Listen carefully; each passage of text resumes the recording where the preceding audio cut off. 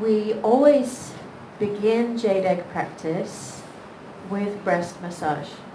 Anyone guess why that is? Huh? Why? To prepare, but why? Heart, opening the heart, that's very good. Any other reason? Huh? Yeah, it does open the yoni. Does anyone know why?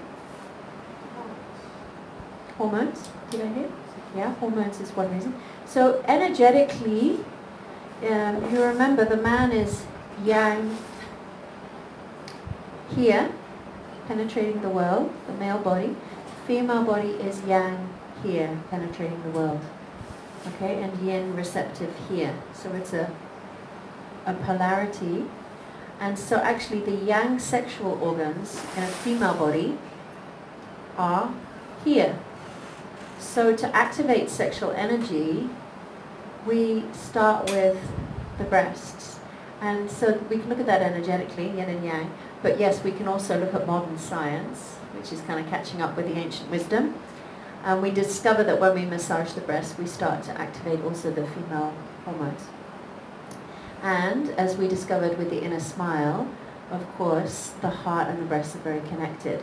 So another good reason to start with breast massage is to open the heart, soften the heart, and feel love flowing out, and to send that love down to the yoni before the Jade Egg practice, so that we start to unite love and sex together, fire and the water. So we want to integrate these two. Actually, it's the same in a man's body or a woman's body, to integrate, but with a man's body you often draw the sexual energy up as the main direction. So uniting these two is very important to help us feel cohesive and total and connected. Culturally, there's quite a lot of disconnection between love and sex. So you see people going to nightclubs, having sex with strangers, and then pouring all their love into their little puppy dog or their kittens on Facebook or whatever, and disconnecting love and sex into different compartments. Or like in Japan, culturally, you fall in love with one woman and marry her, and then you go and have sex with prostitutes you don't know the name of. There's a split between love and sex. So we want to reunite those so that we can feel integrated.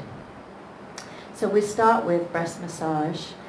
Even if it's a brief one, it's always good to start with the heart and the breasts before doing a Jade Egg practice. So that's worth remembering. And also it brings your heart into it. So you do see cases where women are kind of doing Jade Egg or similar things just as kind of Kegels, and it's like another workout. Build those muscles. And that's not the healing that we're looking for here, just building more muscle. It's really a lot about de-armouring. So let's talk a bit about de-armouring. That's going to be the focus of today. So what is de-armouring? Any guesses?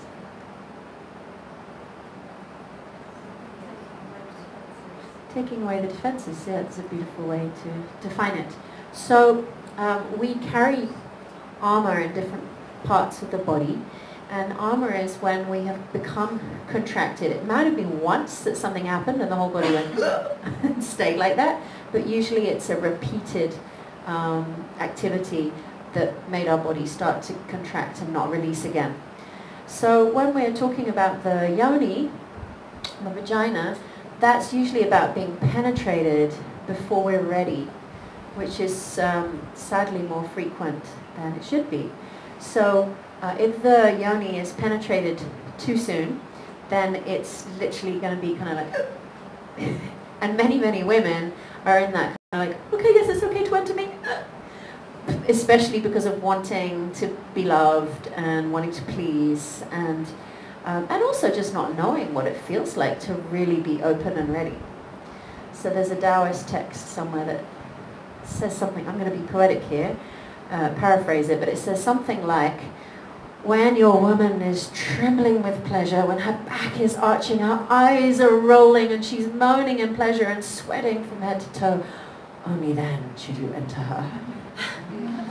It should be restricted, it should be absolutely essential reading on every school curriculum list, but it's not. So when you think about it, there are times when the body has been entered before it's ready, for most people.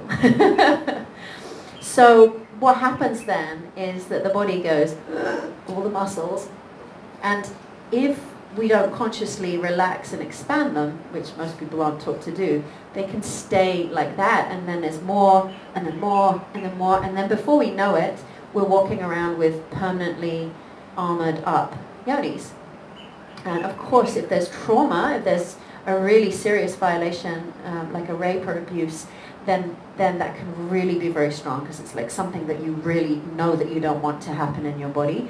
Then the whole body will really go into a tight contraction and also a freeze. So if it's traumatic, or even if it's just a heavy contraction, then also we can take consciousness out of that part of the body. It's called dissociation.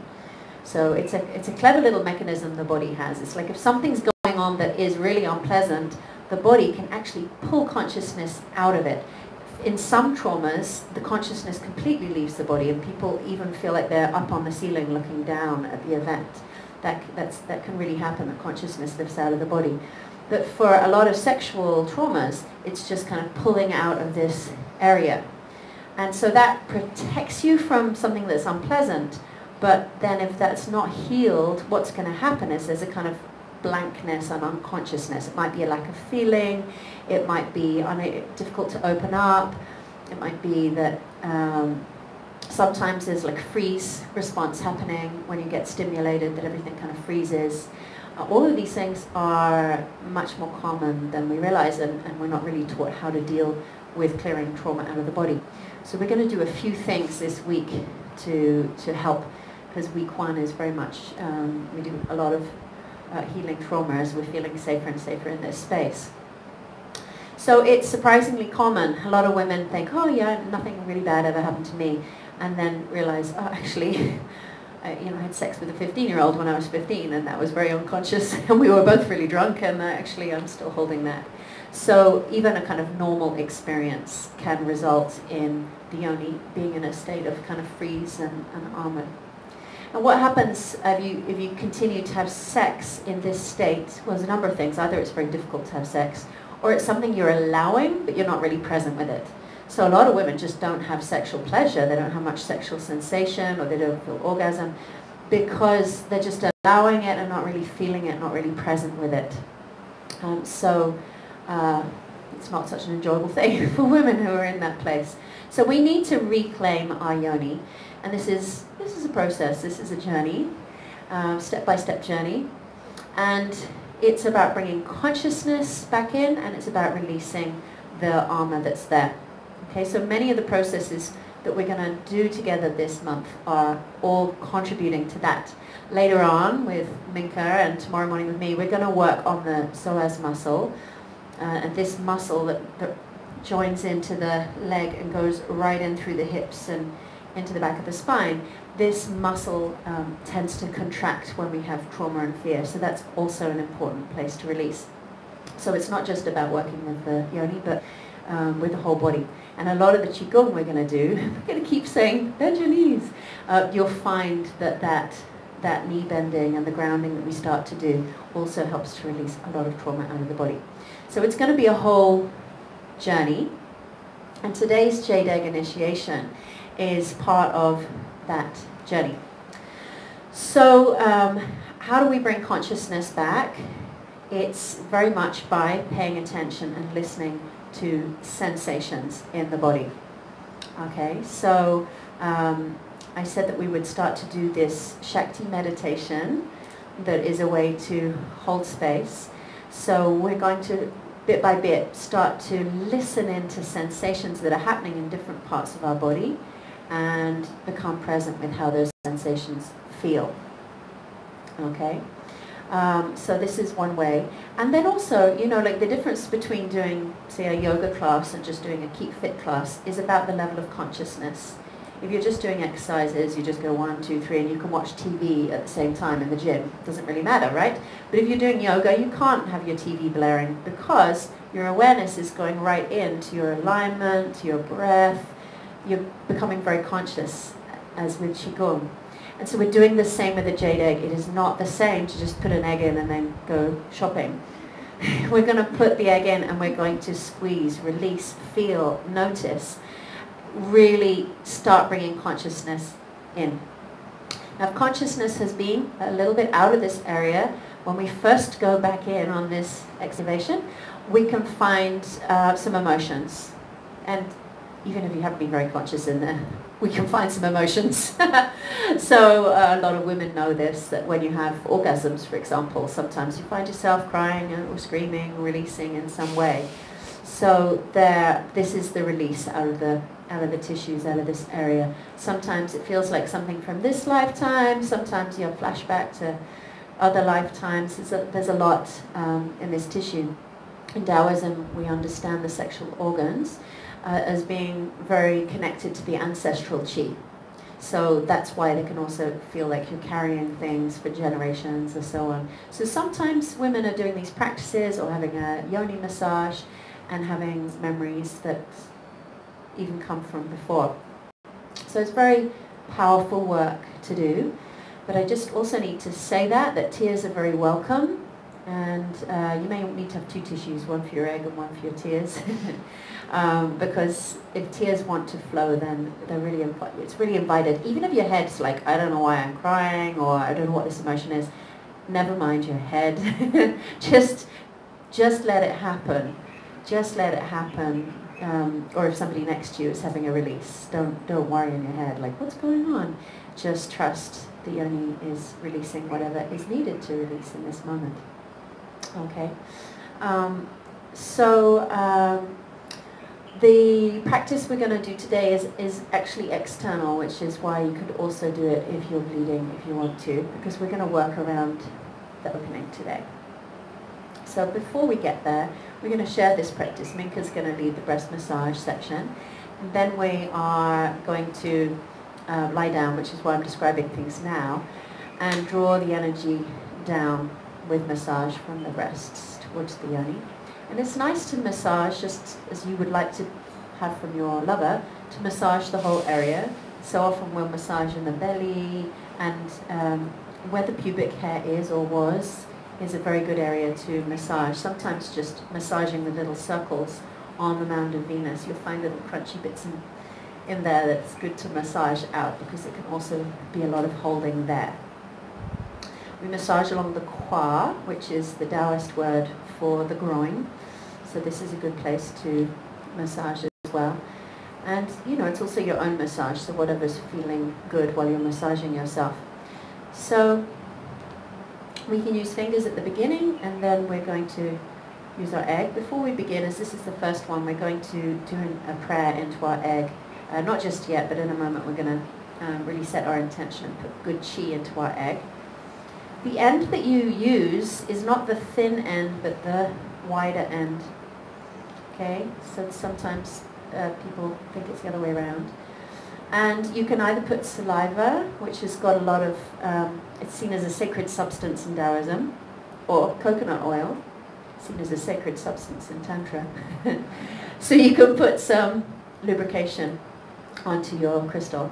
And you can use the top of this to massage around your hua, around your labia, and nice and slowly.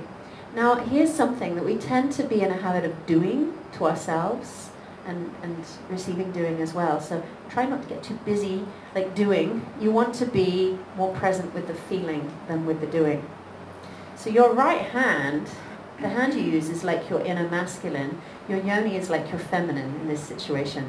So you don't want to be all focused on and doing. You actually want to be focused on the receiving. So that actually your yoni is sending a message to your hand. So slower, softer, softer. Okay? Because this is your inner relationship. And it's so easy to have a stronger masculine. I'll do this, I'll do this, I'll do this, I'll do this. We've had enough doing. We really have. It's time to let the feminine voice guide a little. So listen to the yoni and let her guide your hand. Okay? From time to time, we'll stop and tune in what feels good, check in. Again, that's something else we don't have enough of. Is this okay? Does this feel okay? And if your yoni goes, I've had enough, you say, okay, yoni, I hear you. And you place your hands over her and just breathe. don't let your head jump in here and go, oh, I've got to do the practice, otherwise I'll miss it, because you've got 5 weeks, you've got the rest of your life to do the practice. It's a better practice to be true to what your body is asking in the moment than, if you can pay attention right now, this is super important. So please don't get distracted chopping or whatever. Listen to the instructions and then we can get ready. So in terms of listening to your body, you know, the most important thing in this practice is that you're constantly listening to the feedback from your yoni. This is how you awaken her. If you just get in there with a jade egg doing, then she won't awaken. Does that make sense? You'll just have an active right hand, which you probably already do have. So let's really listen. She's a quieter voice, the yoni. The feminine is always a quieter voice than the masculine. So it takes some slowing down, some breathing and some listening. Yeah? Pause from time to time, check in how she's feeling. If your yoni feels a bit like, oh, what's going on? I'm not sure about this practice in a room full of women. It's a little bit strange. She's in that kind of a place. Just place your hands. The message we want to say to her is, I feel you and you're safe and I've got you. And take some deep breaths and do some lovely sighs. So this is self-resourcing. Okay? Never, never, never push on when she's like this, because this is just not going to de-armor anything. It's just going to do more armoring. Okay? So really, if there's any kind of contraction, you just place your hands, you put your egg down, you place your hands, and you just send this message, loving message through your hands, which is connected to your heart. Feel you, you're safe, I'm listening to you. And she'll be like, oh my God, someone's finally listening to me. Okay, so she'll be very happy if that's all that happens for the whole session. Okay? So if she's going, actually, this is quite nice, I'm kind of opening to this. If that's what she's saying today, then we start to massage inside the labia with the egg. Okay, so the egg kind of naturally goes in. The labia open by themselves when they're ready. So if they do that, then the egg starts to spiral into the inner layer. We're all different shapes and sizes as well, but it's always the same sense of a flower opening when she feels safe, when she feels ready. So then the egg will naturally spiral around the opening of the yoni. That's where she kind of gravitates to. So you'll find yourself on that sacred opening.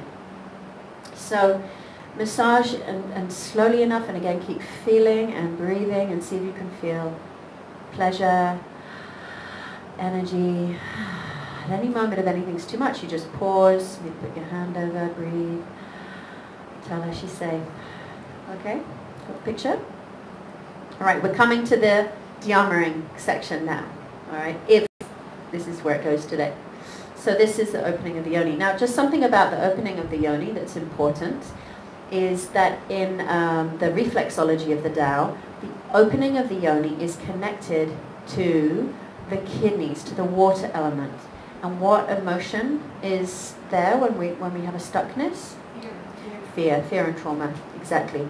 So in terms of our body anatomy, our sexual anatomy, the opening, especially the opening, is the place where fear and trauma is going to be most held. So that's the place that can get quite contracted and can actually hold the memory of fear and trauma. So it's very important to work with massaging and de-armoring this part of the body before going in. So often missed, even with some massage therapists. So to stay on the opening is important. That's why it's all we're going to do today. So if you imagine the opening of your yoni, like not like a clock face, but like a compass. It's a better number to use, the compass, with the 8 directions. Okay, so imagine it's a compass, and you can imagine that the bottom part of it that points to the perineum is the north, because from where you're looking. If you could bend around that far, it would be up in the north. So your egg will kind of nestle something like this in the opening. And with this thumb, what you're going to do is just simply press a steady pressure to push towards the north, towards your perineum, towards your anus. Okay, you're just going to press and you're going to breathe in deeply. And you know what you're going to do then?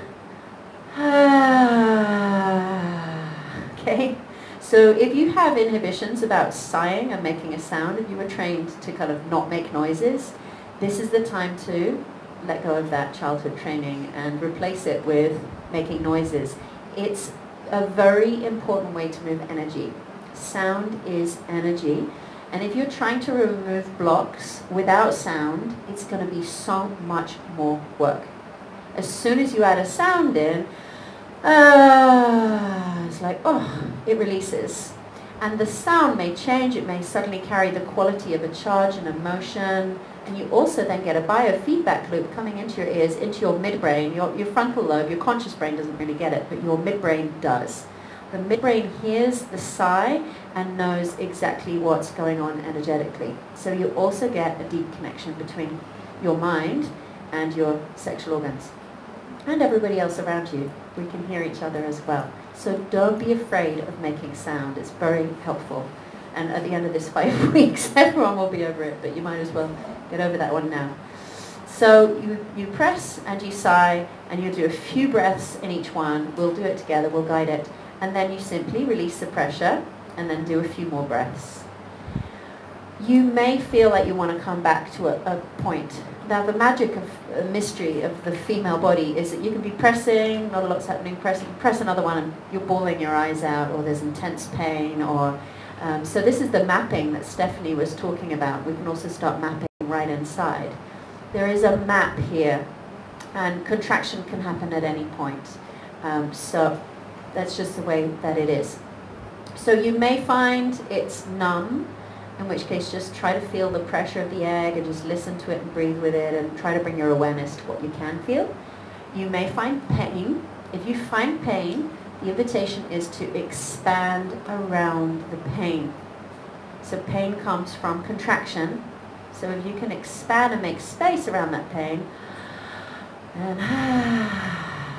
then it can release more easily. Obviously don't push yourself really like into pain, or push into pain, but if you find pain, expand around it. You may find emotion. Okay, and if emotion is there, you just sound and release. You may find a combination. Nothing's happening, it's a bit numb, you're listening, suddenly there's pain, and then emotion. So it could be a whole combination of things. It might just be pleasurable too. Who knows? It's very mysterious. So we will move from the north to the northeast. Hold that for a few seconds and release. Breathe. To the east. Relax, and so on. So we're going around the compass in all directions. We come back to the north. Again, we'll press that one twice, because the perineum is a very powerful point, so it's good to do that one twice. This will take a lot of time. So that will be most of our practice. And then at the end, we just massage in circles around the whole area, so we get the chi flowing. So first we help to release the blocks, and then we spiral around with the egg and get the whole chi flowing. At any point, if it's really happening for you on one point, you can stay there. You don't have to come along with my guidance, because it's only a clock face. You can work it all out later. So if you're on something and you're having a good release and it feels where you need to be, by all means, stay there. Okay? You can also do homework, you can carry on. It's better to stay with what's happening than to try and keep up with the guidance. Okay? And that's it. We're just going to massage. We're not even going in. That's how beautifully we're going to treat our temple. We're going to come to the gateway. We're going to lay flowers at her gateway. We're going to listen. We're going to be super present. We're going to touch each point with reverence. And she's going to love it. She's going to love me for giving all that time and no pressure to go inside. Okay, so yeah, she'll be like, wow, what? So it's a really beautiful gift to the body, and we'll have yin time at the end, where we just lie down and relax and play music and allow whatever you're feeling and sensing to be there. Yeah, I think that's all. At the end, we're going to go into a fetal position on the right side, which is a really nice comforting position for the inner child, and to kind of integrate the process. And we'll sit up together at the end. Okay, I think that's everything. Yes.